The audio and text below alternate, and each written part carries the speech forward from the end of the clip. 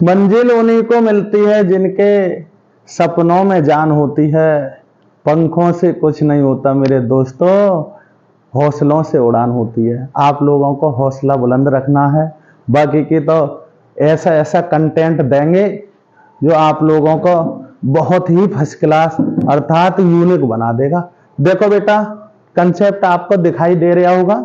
बेटा आपके इंटर का ये भाई हेलो एल्केन, हेलो एल्केन एवं हेलो एरिन वाला ही चैप्टर चल रहा है, हेलो एरिन।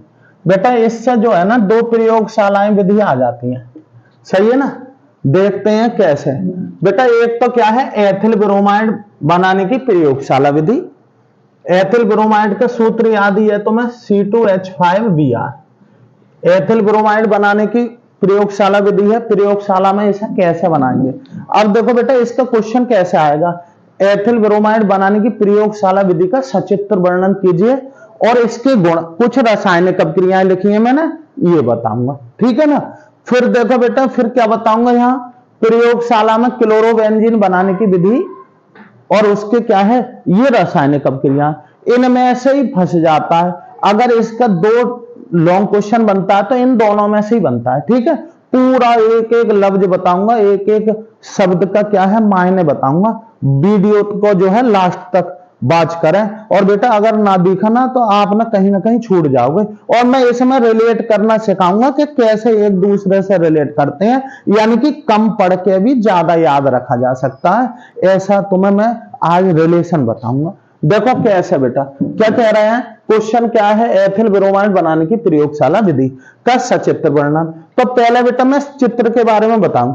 ये बेटा ये गिराही ले रखा है, क्या ले रखा है, ये गिराही। जिस गिराही का मतलब जिसमें हमने जो है उत्पाद क्या करना है, इकट्ठा करना है, ठीक है ना। यहां पर जल है और इसमें जो है ये अशुद्ध C2H5Br प्राप्त हुआ है। प्राप्त कैसे प्राप्त हुआ है ये चित्र देख लो बेटा। चित्र में ज्यादातर आपको पता ही होगा, ना पता होगा तो मैं बता रहा हूं।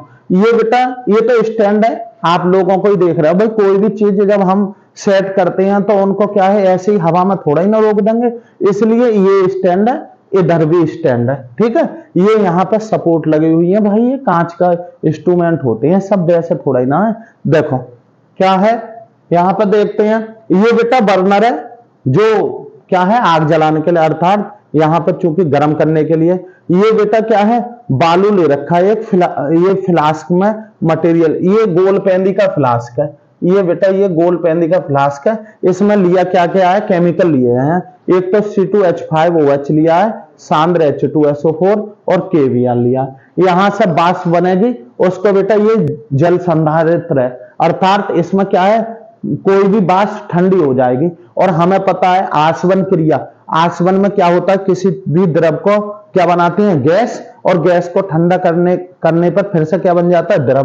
तो यहां से हम गर्म करेंगे, गर्म करने के बाद मटेरियल यहां से जाएगा, उड़ने के बाद इसमें गैस के रूप में जाएगा।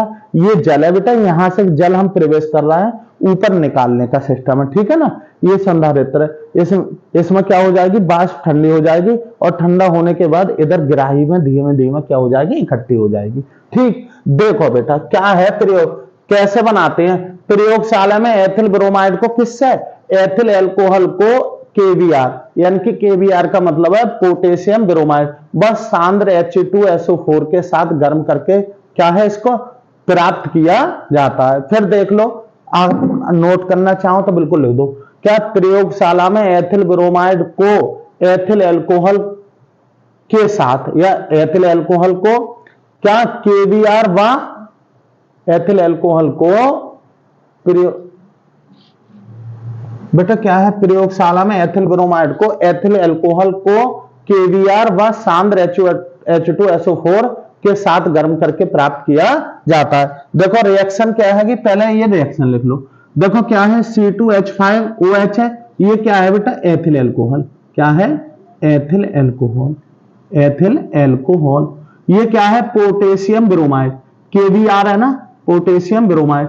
ये सल्फ्यूरिक अम्ल है, क्या है ये, सल्फ्यूरिक अम्ल H2SO4। रिएक्शन करने पर क्या हो जाएगा बेटा, यहां OH गायब हो जाएगा और यहां Br लग जाएगा और यहां पर क्या हो जाएगा, ये आपका यहां से एक H2 और निकलेगा, यहां KHSO4, ये क्या है बेटा, एथिल ब्रोमाइड प्राप्त हो गया OH, क्योंकि एल्कोहल से एल्किल हैलाइड बनाना बड़ा सिंपल है, ठीक है ना। यहां पर क्या बना, ये एथिल ब्रोमाइड बना। अच्छा, इसका नाम KHSO4 बनता है। K का मतलब है पोटेशियम, क्या है, पोटेशियम, सही है। और बीच में H आ जाए तो बाई लगा दो, potassium by sulphate, by sulphate. या इसको आप सीधा बोल सकते हो, K का मतलब है पोटेशियम, H का मतलब हाइड्रोजन और SO4 का मतलब है सल्फेट। तो पोटेशियम बाई सल्फेट या पोटेशियम हाइड्रोजन सल्फेट प्लस के H2O, ये हमने प्रयोगशाला विधि से जो है बन गया। लेकिन पूरी विधि बनाएंगे, पूरी विधि बताएंगे। अब विधि का मतलब होता है बेटा चित्र का वर्णन। क्या करना, अब ये जो मैंने लिखी है यहां पर, ये विधि है, पूरी प्रयोगशाला विधि है।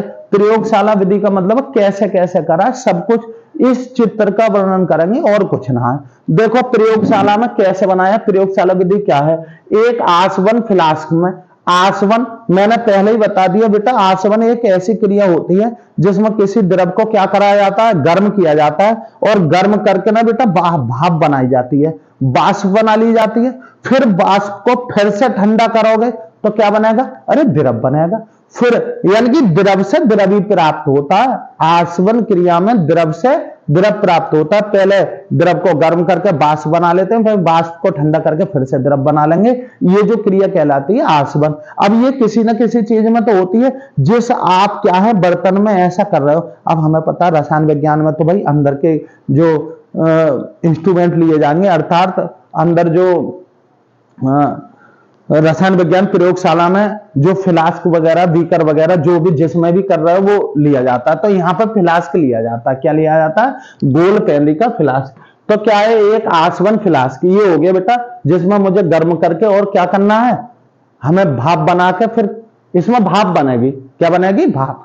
तो आसवन फ्लास्क में 300 ml तो हमने लिया है, 300 ml है बेटा, ये ध्यान रखना, 300 ml सांद्र H2SO4। सल्फ्यूरिक अम्ल के कितने डाल दिए इसमें, 300 ml, और 400 ml एथिल अल्कोहल, और एथिल अल्कोहल दूसरा डाला है क्या, एथिल अल्कोहल, उसका 400 ml, और 50 ग्राम क्या डाला बेटा, 50 ग्राम KBr यानी कि पोटेशियम ब्रोमाइड लेकर बालू ऊष्मक, ये बेटा ये जो है गर्म करने का ही है ऊष्मक। और लेकिन इसमें यहां क्या है, बालू है, क्योंकि ये तो कांच का है ना, अब बालू पर गर्म होता रहेगा, ठीक है।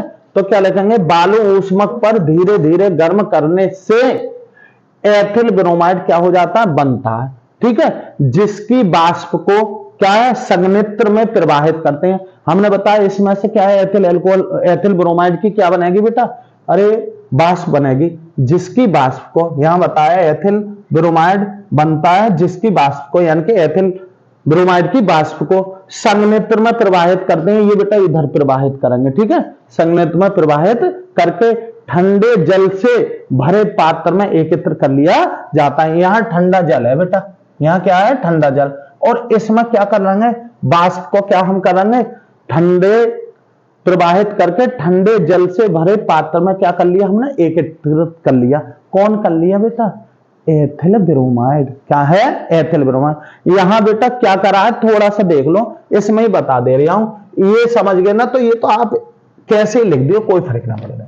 यहां 30 ml तो H2SO4 लिया है, सांद्र H2SO4, और 40 ml क्या लिया, एथिल अल्कोहल, क्या ऐसा, एथिल अल्कोहल लिया है 40 ml, और बेटा कितना, 50 ग्राम KBr डाल दिया, ठीक है।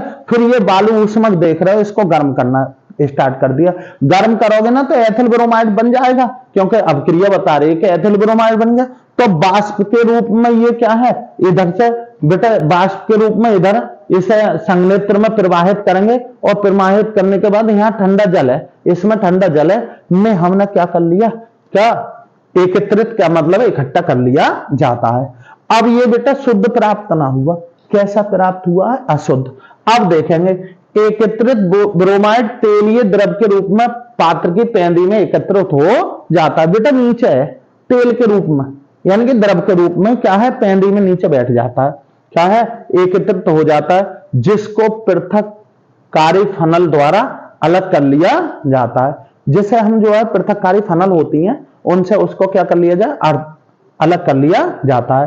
अब प्राप्त एथिल ब्रोमाइड में HBr और जो, क्योंकि हमने क्या मिलाया यहां पे, जो प्राप्त हुआ है इसमें, उसमें काय की अशुद्धि है, C2H5Br में HBr और C2HOH की क्या है, अशुद्धि के रूप में मिले रहते हैं। इसमें बेटा क्या क्या क्या मिला रहा है, एक तो HBr मिल रहा है और क्या प्राप्त हो रहा है, एथिल एल्कोहल के रूप में मिले रहते हैं, अशुद्धि मिली रहे। इस प्रकार एथिल ब्रोमाइड को, अब जो अशुद्धि है बेटा ये शुद्ध प्राप्त ना हुआ, हमें क्या प्राप्त हुआ, अशुद्ध प्राप्त हुआ। इस प्रकार एथिल ब्रोमाइड को फिर क्या करते हैं, Na2CO3, Na2CO3 का मतलब है सोडियम कार्बोनेट, विलयन से बेटा धोकर पहले तो हम क्या है, जो हमें पता है कि जो हमें प्राप्त हुआ है एथिल ब्रोमाइड, उसमें अशुद्धियां हैं। देखो यहां देख लो एक मिनट, एथिल ब्रोमाइड तेलीय द्रव के रूप में पात्र के पेंदी में एकत्र हो जाता है, जिसको पृथक कारी फनल द्वारा क्या है, अलग कर लिया जाता है। प्राप्त एथिल ब्रोमाइड, ये एथिल में HBr और एथिल एल्कोहल C2H5 अशुद्धि के रूप में मिले रहते हैं। इस प्रकार एथिल ब्रोमाइड को, अब जो हमें प्राप्त हुआ है इसको Na2CO3, ये है सोडियम कार्बोनेट, विलयन से क्या है, धोकर इसे धोते हैं और निर्जल CaCl2 कैल्शियम क्लोराइड, CaCl2 है ना, द्वारा सुखाने के बाद फिर से क्या कर लिया जाता है, उसको आश्रित किया जाता है। क्या किया जाता है, आश्रित किया जाता है, जिससे 38 से 39 डिग्री सेल्सियस पर एथिल ब्रोमाइड प्राप्त हो जाता है। बेटा इनको चाहो तो इतनी विधि को क्या है, शॉर्ट में भी लिख सकते हो आप। भाई ये देख लेना कि एक आसवन फ्लास्क में कितना लिया है, 30 ml सांद्र क्या लिया है, H2SO4 और 40 ml क्या लिया है, क्या लिया बेटा, एथिल एल्कोहल, और बेटा कितने ग्राम, 50 ग्राम। अरे वैसे भी याद रख सकते हो 30 40 50, क्या दिक्कत आ रही है, अरे यहाँ 30 है, यहाँ 40 है, यहाँ 50 है, लेकिन ध्यान देना 30 जो ml लिया है वो सांद्र H2SO4, 40 ml क्या लिया है, एथिल एल्कोहल, और 50 ग्राम क्या लिया है बेटा, KBr लिया है। सही है, क्या लिया है, KBr लेकर बालू उष्मक पर धीरे धीरे क्या करते हैं, गर्म करते हैं, और गर्म करने के बाद वाष्प को क्या है, इसमें संघनित्र में प्रवाहित करते हैं, और इसमें ठंडे जल में हम क्या कर लेते हैं, उसको एकत्रित यानी कि इकट्ठा कर लेते हैं। अब एथिल ब्रोमाइड इसमें जो है तेल के रूप में नीचे इकट्ठा हो जाएगा, क्या है, तेलीय द्रव के रूप में क्या हो जाएगा, पेंदी में इकट्ठा हो जाएगा, तले में इकट्ठा हो जाएगा, पेंदी का मतलब, ठीक है। अब बेटा ये अशुद्धि है क्योंकि इसमें अभी HBr और क्या है, एथिल एल्कोहल मिलके आ गया होगा ना, उसकी भी तो वाष्प बनी होगी, ठीक है।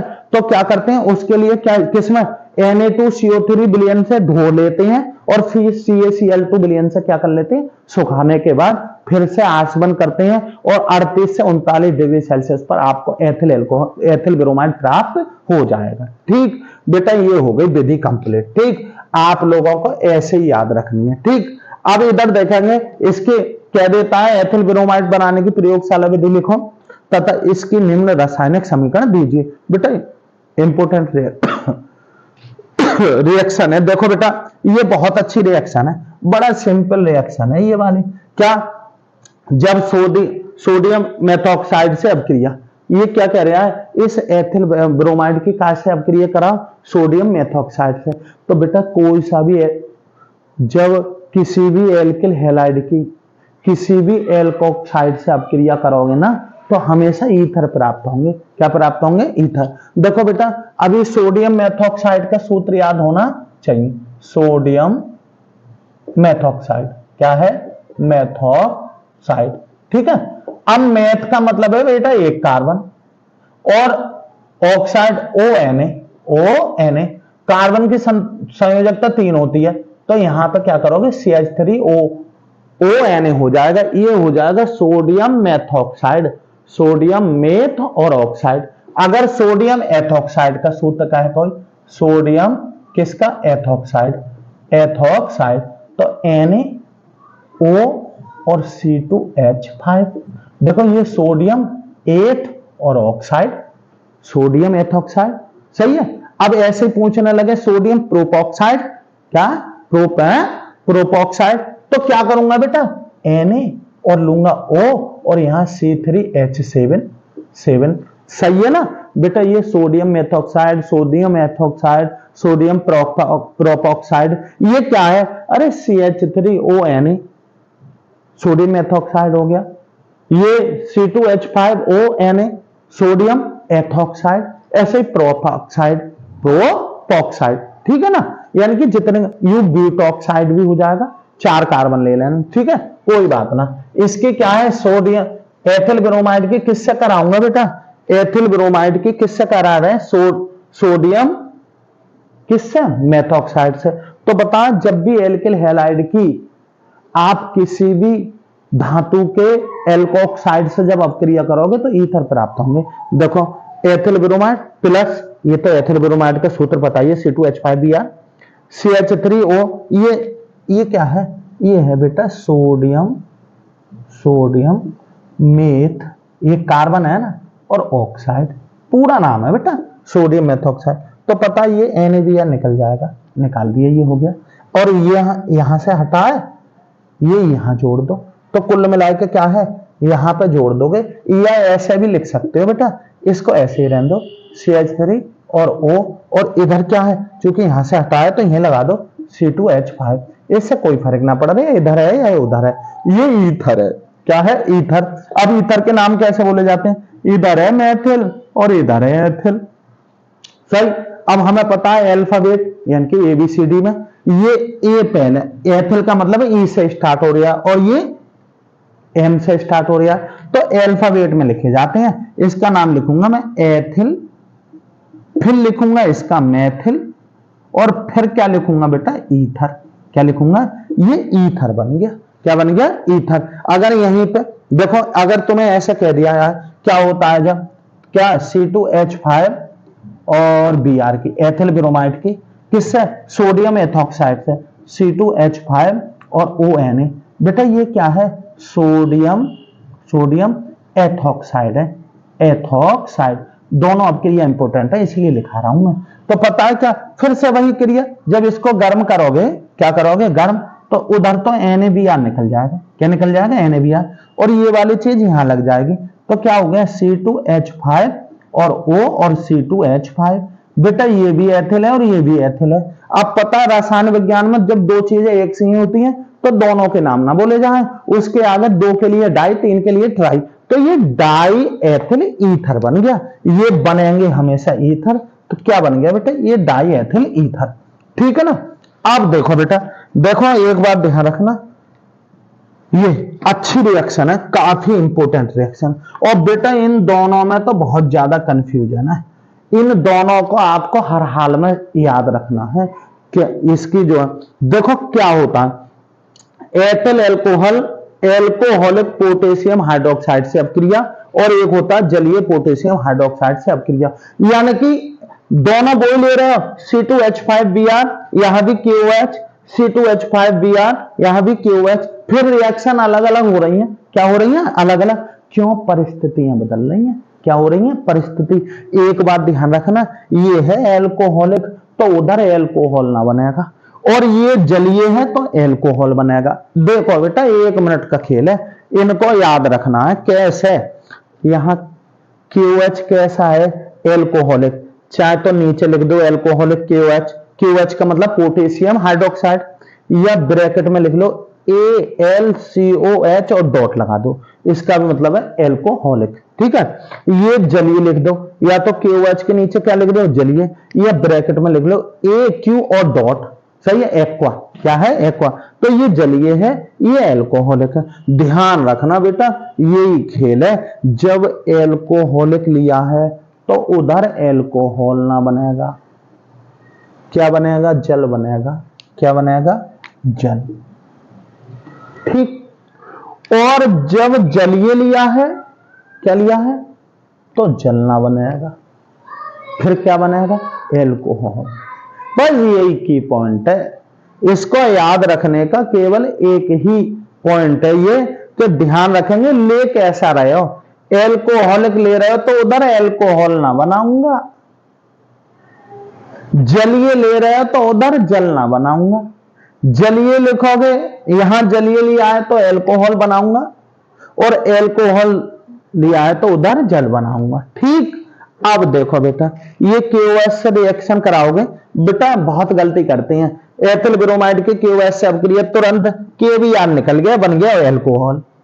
बस समीकरण का समझते ही ना है, कौन सी समीकरण कैसी है, ध्यान रखो बेटा, आप लोगों को याद रखना है। एल्कोहलिक हो गया ये, तो बेटा क्या करूंगा, अब एल्कोहल तो बनाऊंगा ना, तो यहां से ये ना एक H और जाएगा इसके साथ, किसके, OH के साथ, तो क्या बन जाएगा, H2O। एक H इसका खुद चला गया, तो क्या बचा, ये यहां पर बच गया C2H4 बन गया, सही। और बेटा KBr तो जाता ही, ये KBr तो निकलेगा इधर, तो क्या बनेगा बेटा, एल्कीन बने, क्या बने, एल्कीन। ये इसको क्या कहोगे, एथिलीन है, ये क्या है, बनी गई बेटा, एथिलीन। समझ रहे हो ना। अब आ जाओ बेटा, जब जलीय पोटेशियम हाइड्रोक्साइड के साथ अपक्रिया की जाती है, अब जलीय ले रहा हूं तो जलना बनाऊंगा, तो क्या बनाऊंगा, अरे यार सीधे ये KBr निकाल दूंगा और यहां लगा दूंगा, सही। तो क्या हो गया, क्या हो गया बेटा, ये बन गया एल्कोहल। ठीक है, बस फिर से देखोगे बेटा, अगर तुम्हें ऐसा कंफ्यूजन हो रहा है, वो कह दे कि क्या होता है जब, ये देखो यहां क्वेश्चन में यहां लिख रहा हूं, क्या होता है जब, क्या होता है जब एथिल ब्रोमाइड की अभिक्रिया सही है, जलीय KOH से की जाती है, जलीय पोटेशियम हाइड्रोक्साइड से की जाती है, तो मैं यहां क्या लिखूंगा, C2H5Br लिखूंगा ना, लिखूंगा पोटेशियम हाइड्रोक्साइड यानी कि KOH, कैसा है ये, जलीय है, तो ब्रैकेट में क्या डालूंगा, एक्वा। ठीक, क्या है, जलीय है ना, तो बस अब कुछ ना करना, इसको हटा दो, KBr को हटा दो यहां, और क्या, ये OH यहां लगा दो, तो C2H5 और क्या बन गया, OH। जलीय लोग हो गए तो क्या बनाएगा, एल्कोहल बनेंगे, क्या बनेंगे, एल्कोहल।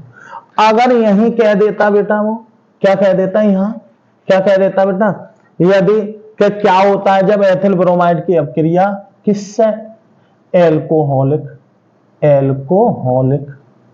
पोटेशियम हाइड्रोक्साइड से की जाती है, यानी कि यहां कह दो C2H5 और Br प्लस KOH और यहां AlCOH डॉट एल्कोहलिक।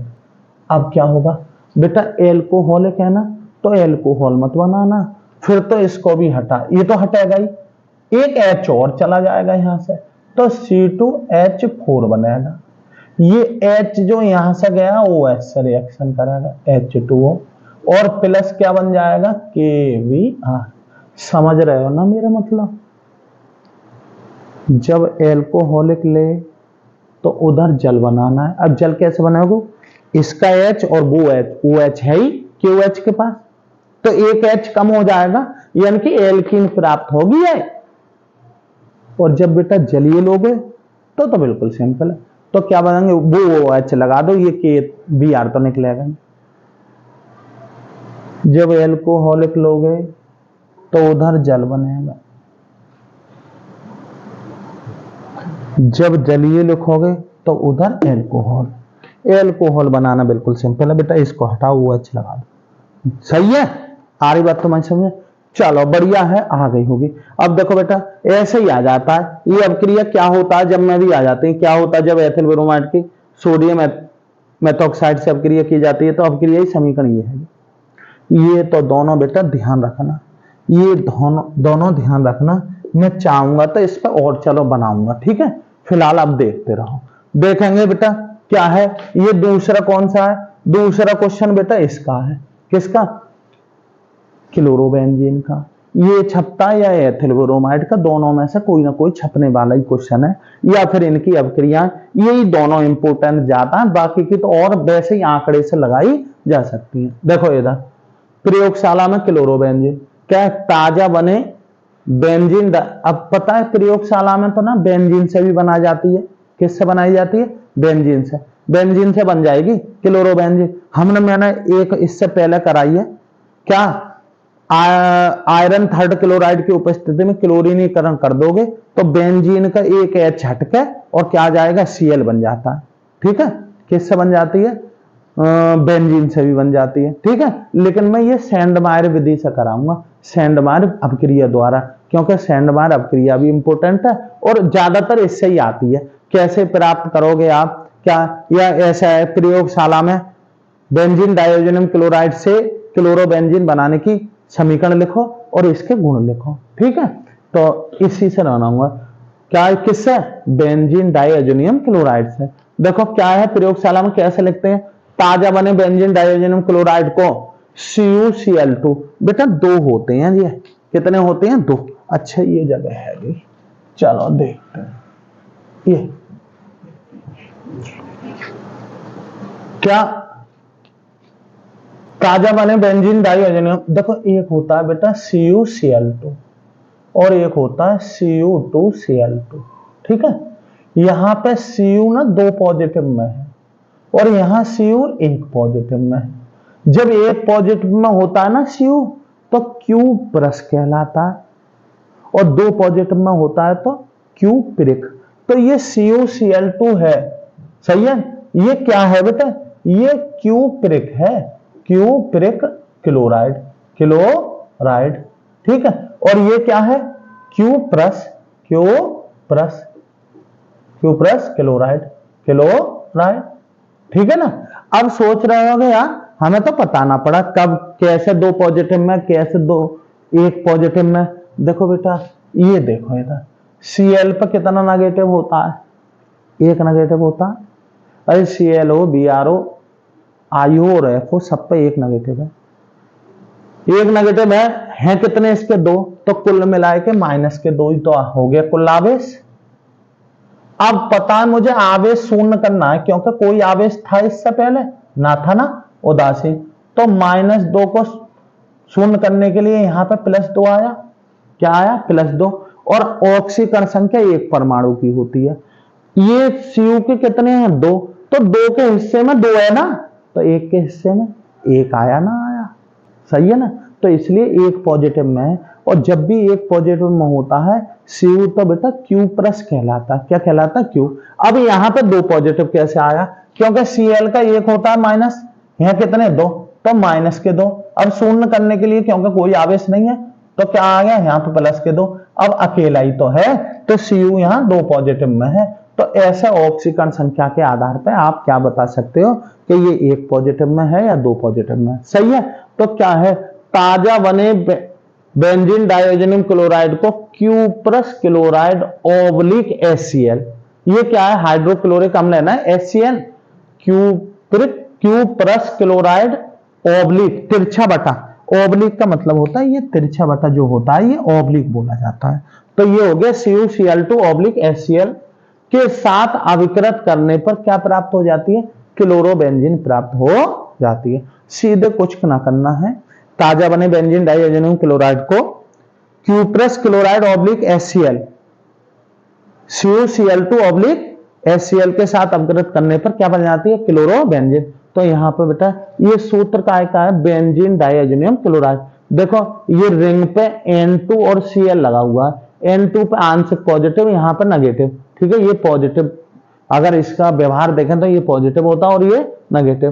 तो क्या होता है यहाँ, या इसको ऐसे लिख लो, बेंजीन डाइऑक्सिनियम क्लोराइड C6H5N2 और Cl, चाहे इस तरीके से लिख दो चाहे इस तरीके से। प्लस क्या बताया, CuCl2 Q प्लस क्लोराइड और HCl के साथ अपक्रिया कराओगे तो पता है ये जो डाइऑक्सिनियम समूह है ना वो Cl द्वारा प्रतिस्थापित हो जाता है, यानी कि ये N2 क्या हो जाता है, निकल जाता है। ठीक है ना, डाइऑक्सिनियम समूह गायब हो गया और क्या रह गया, केवल Cl। तो रिंग पर Cl लगना का मतलब है क्लोरोबेंजीन। और बेटा ये हमने बताया इसको चाहो तो ऐसे दोनों तरफ दिखा दो, वरना तीर पे ही दिखा दो ऑब्लिक HCl करके। ठीक है, ठीक है, क्योंकि HCl उत्प्रेरक का कार्य करता है, काय का, उत्प्रेरक। अथवा ऐसे दिखा दो C6H5N2 Cl प्लस के HCl CuCl2, तीर लगा के क्या है C6H5Cl प्लस का N2 प्लस के HCl, ये मैंने लिख दिया, सही। ये हो गई बनाने की विधि, सीधे 1 सेकंड वाली विधि है यार, सीधे बेंजीन डाइऑक्सिजन क्लोराइड का सूत्र पता होना चाहिए, C6H5N2 और Cl प्लस HCl तीर तक CuCl2। सही, गर्म करके उधर दिखा दो, उधर क्या दिखाओगे, C6H5 और Cl प्लस का N2 तोड़ दो, N2 निकाल दो और प्लस का क्या है, हो गया HCl, बन गया क्लोरोबेंजीन। कैसे लिख दो, चाहिए रिएक्शन चाहिए।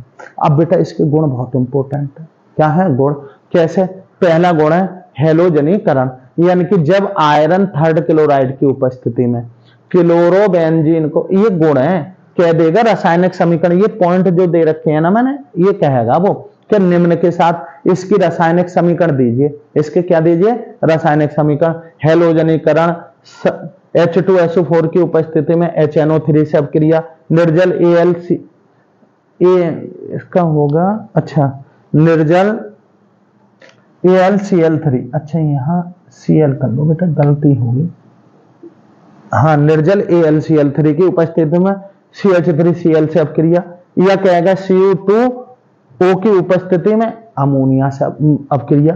ठीक है, ये सब मैंने वो लिखे हैं जो इंपॉर्टेंट है। देखो क्या होता है जब किसकी, ये अपक्रिया में तो है, क्या हेलोजनीकरण करेंगे तो क्लोरोबेंजीन का आयरन थर्ड क्लोराइड या फेरिक क्लोराइड कह दो की उपस्थिति में Cl2 से अपक्रिया कराने पर हेलोजनीकरण प्राप्त होता है। क्या होता है, हेलोजनीकरण प्राप्त होता है, यानी कि रिंग में हेलोजन प्रवेश कर जाता है। अब देखो ये जो क्लोरोबेंजीन है ना, ये हेलोजन दो जगह, कोई भी है अपने जो इलेक्ट्रॉन रागी प्रतिस्थापन अपक्रिया देता है ना, ये बेटा ऑर्थो और पैरा पर देता है। शायद आप लोगों को ना पता होगा, मैं बता दूं। देखो जैसे हम देख रहे हैं, ये है बेटा बेंजीन, मैंने ये बना दिया बेटा क्लोरोबेंजीन, ये बेटा देखो इधर ये मैंने बता दिया क्लोरो, ठीक है ना। तो यहां पे कुछ जुड़ा होगा, यहां पे भी कुछ जुड़ा होगा, यानी कि इसको आप मेन मानना है ना, तो ये दोनों कंडीशनें इसके लिए ऑर्थो हो गई। क्या हो गई, ये हो गई ऑर्थो, यहां ऑर्थो बोलोगे आप, चाहे इधर लिख दो चाहे उधर। और सेकंड वाले ये बेटा कंडीशन इसकी होती है मेटा, क्या होता है मेटा, या एम ऐसे कर देते हैं, या ओ, ठीक है, ये भी मेटा। और सामने सीधे ये पैरा है बेटा, क्या है पैरा, या इसको पी ऐसे लिख देते हैं, ठीक है ना बेटा। जहां भी आप एक बेंजीन का एक कार्बन तो निश्चित करोगे, जैसे मैंने ये वाला कार्बन निश्चित कर रखा है, तो इसके जो दोनों पड़ोस वाले कार्बन है वो ऑर्थो कार्बन कहलाएंगे, सेकंड पड़ोस वाले मेटा कार्बन, और सामने वाला पैरा कार्बन, कौन सा, पैरा। तो इस तरीके से बेंजीन रिंग पे अगर कहीं एक आपने निश्चित कर दिया है तो तीन कंडीशन हो जाती हैं, ऑर्थो, मेटा और पैरा। नाम बोलेंगे मैं बताऊंगा।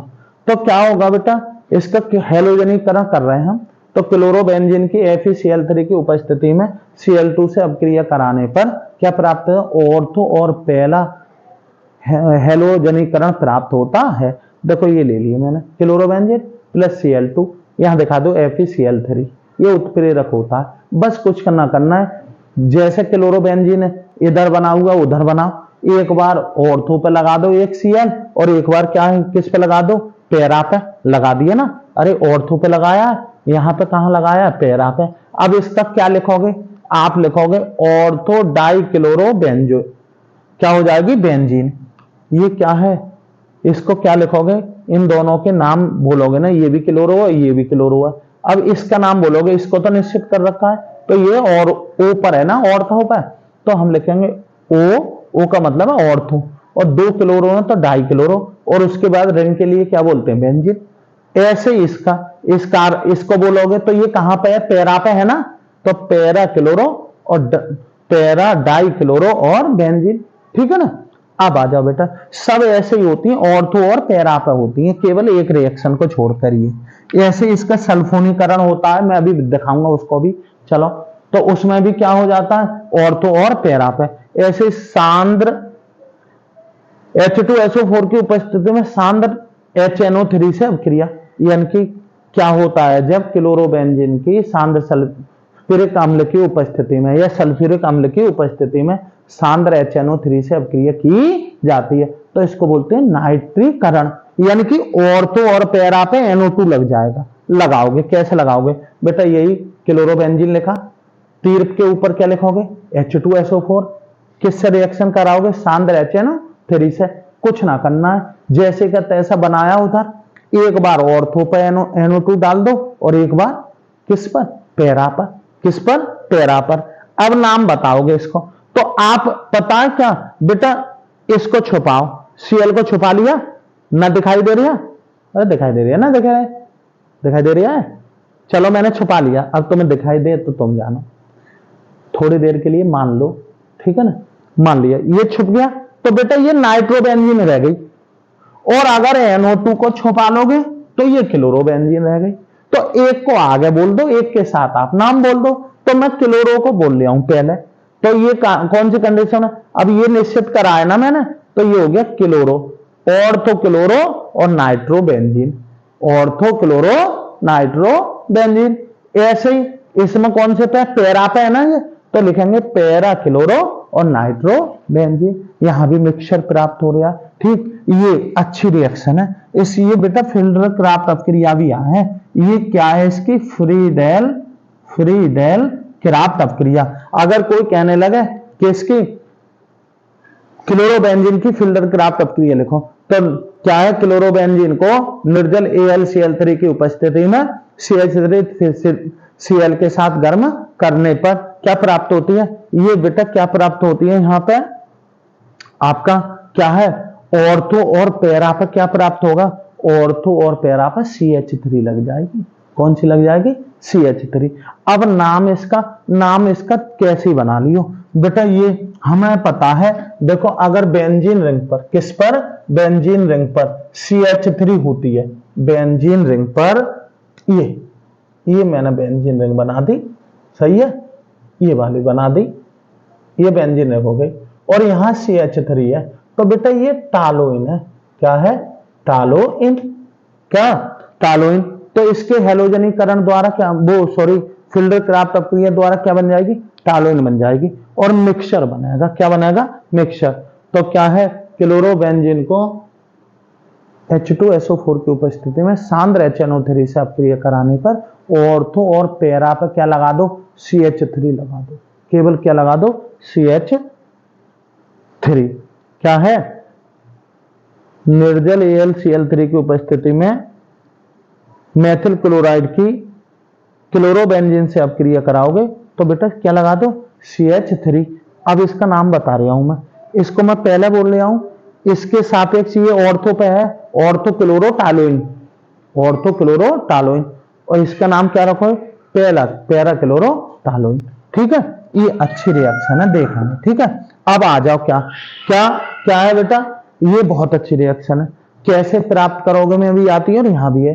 क्या, ये अच्छी इंपोर्टेंट रिएक्शन है बेटा, इसकी बढ़िया वाली रिएक्शन है क्लोरोबेंजीन की।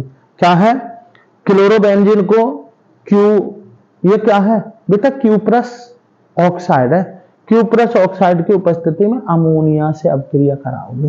कैसे कराओगे, अमोनिया से। तो ये बेटा अगर रिंग पर आप जो है ना NH2 लगा दोगे, क्या लगा दोगे, यहां लगा दो चाहे यहां लगा दो, NH2, तो ये एनिलीन है। क्या है, एनिलीन। तो ये एनिलीन बन जाती है। जब भी क्लोरोबेंजीन की रिएक्शन किससे कराओगे, Cu2O की, यानी कि क्यूप्रस ऑक्साइड की उपस्थिति में यदि अमोनिया से कराओगे तो आपको एनिलीन बन जाएगी। देखो क्या, तो ये क्लोरोबेंजीन रिंग पर Cl 2, NH3 के भी 2, Cu2O, अब इसके 2 लिए है ना, तो 2 Cl, तो यहां CuCl2 हो जाएगा, क्यूप्रस क्लोराइड प्राप्त हो जाता, क्यूप्रस क्लोराइड, और ये क्या प्राप्त होगी बेटा, एनिलीन प्राप्त हो रही है। क्या हो रही है, एनिलीन। अच्छी रिएक्शन है बेटा, एनिलीन प्राप्त होती है जब भी हम क्या है, क्लोरोबेंजीन की अमोनिया से रिएक्शन कराते हैं। देखो बेटा, आपने जितना भी हो सके वीडियो को जो है शेयर कीजिए आप लोग, सही है, और चैनल को जितना हो सके सब्सक्राइब करवाएं, और जो है आप लोग अगर आपको वास्तव में कंटेंट बढ़िया लग रहा हो तो लाइक करें। और बेटा मैं नई वीडियो के साथ फिर भी ऐसे ही मिलूंगा बेटा, एक से एक अच्छा कंटेंट दूंगा, ठीक है। धन्यवाद, फिर मिलते हैं। पहले एक बार क्या लग लो आप लोग, इसका स्क्रीनशॉट ले लो, कभी बाद में कहो कि स्क्रीनशॉट ना लेने दिया। चलो बेटा,